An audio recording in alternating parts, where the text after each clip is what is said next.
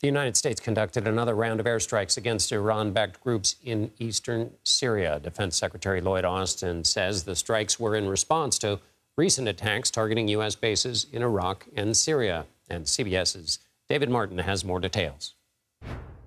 The pace of U.S. airstrikes against targets in eastern Syria quickened overnight. This time, American planes targeted a training area and safe house belonging to Iran's Revolutionary Guards, and a defense official said the bombs likely caused casualties. But the strikes have failed to stop Iranian-backed militias from firing drones and rockets at U.S. troops in Iraq and Syria, prompting this warning from Defense Secretary Austin. These attacks must stop. And if they don't stop, then we won't hesitate to do what's necessary, again, to protect our troops. Militias keep putting out videos claiming to show some of the more than 50 attacks launched against Americans since the start of Israel's war with Hamas. No U.S. soldiers have been killed, although dozens have suffered minor injuries. But the war has led to the deaths of 5 American special operators whose Black Hawk helicopter crashed during a nighttime refueling in the eastern Mediterranean.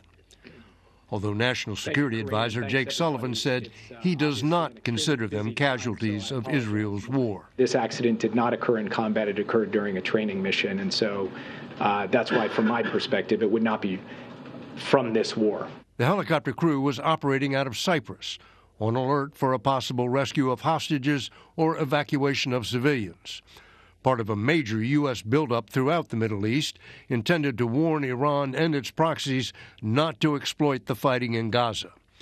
So far, it has not stopped the war from spreading to Iraq and Syria, and not stopped the Houthi rebels in Yemen from shooting down a U.S. drone over the Red Sea. And David Martin joins us now from the Pentagon. David, this is the third strike on Syria since October 26th. The Pentagon says it doesn't want to escalate, but how can the United States avoid that, or how tricky is it to avoid that? And if I can piggyback a question on that, are these attacks just about what they're about, or are they also sort of flexing to other aggressors who might be watching in the region?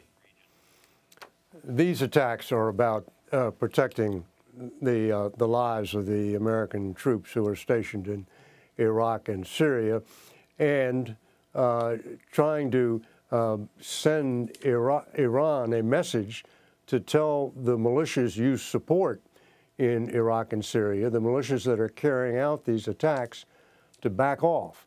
But so far, Iran is not heeding the message. There have been at least 4 more attacks since that last airstrike, and that was just last night. Now, the U.S. has 2 aircraft carriers and dozens of jet fighters in the region.